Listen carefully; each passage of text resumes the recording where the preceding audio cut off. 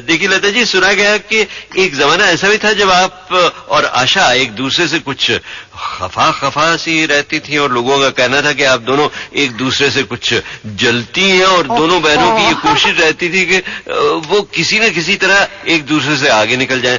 कुछ इसके बारे में बताइए। नहीं अमित भाई, जलने का तो सवाल ही नहीं है। बातचीत हमारी कुछ साल बंद थी। उसकी वजह ये थी कि आशा 1947 में हम सबको बगैर बताए घर से एक दिन उठी और भोसले साहब के साथ जाके शादी कर ली उसने और निकल गई। अरे? तो मेरी माँ बहुत नाराज थी। माँ ने कहा कि ये ऐसे घर से निकल गई, और बहुत छोटी थी, मतलब मेरा ख्याल 14-15 साल की। अरे बाप रे। अच्छा। हाँ, बहुत छोटी थी। तो बाद में क्या हुआ कि भोसले भी उनको हम लोगों से मिलने नहीं देते थे।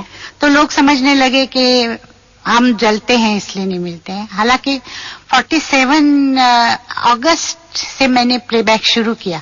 मास्टर विनायक की डेथ के बाद फिर मैंने प्लेबैक देना शुरू किया, और मेरा भी काम मतलब थोड़ा थोड़ा चल रहा था। छोटी छोटी फिल्में मिल रही थी, मैं काम कर रही थी, और आशा भी ट्राई कर रही थी उस वक्त।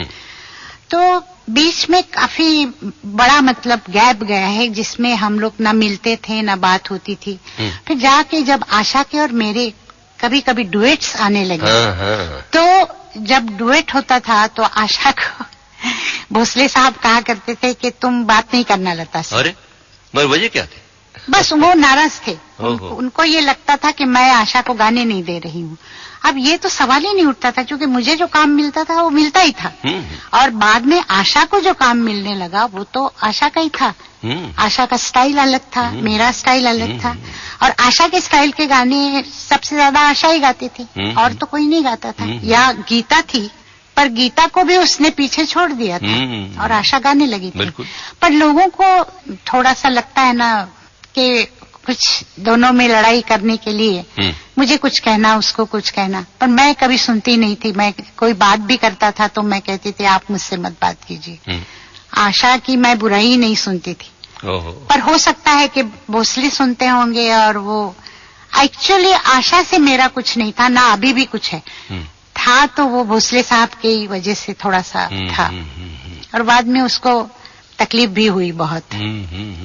और फिर सोचा भी होगा आशा जी ने कि भाई ये मैंने क्या किया, अपनी बहन से, अपनी फैमिली से दूर हो गई। बाद में वो चुपके से घर में हमारे फोन करके मेरी मदर को वगैरह बुलाया करती थी। अच्छा। जब उसको बड़ा बेटा उसका हेमंत हुआ, हेमंत के बाद उसको वर्षा हुई, नंदू, तो नंदू हमारे यहाँ हुआ। अच्छा। तब तक आशा आ गई थी हमारे। अच्छा।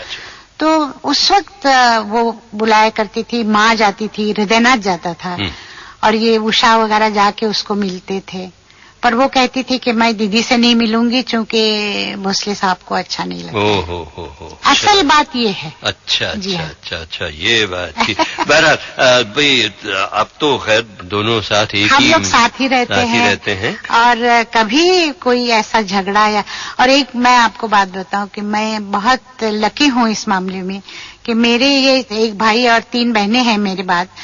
तो मैं अगर कभी किसी को कुछ कहूँ तो वो सर उठा के मुझे जवाब नहीं देते। और आशा को भी मैं कभी कभी डांट देती हूँ तो वो कभी मुझे ये नहीं कहती कि तुमने मुझे ये क्यों कहा। तो नहीं, उन्होंने मुझे बताया है एक इंटरव्यू में कि वो तो आपको इतना प्यार करती हैं और इतनी इज्जत करती हैं आपकी, कभी नहीं मुंह खोलती हैं।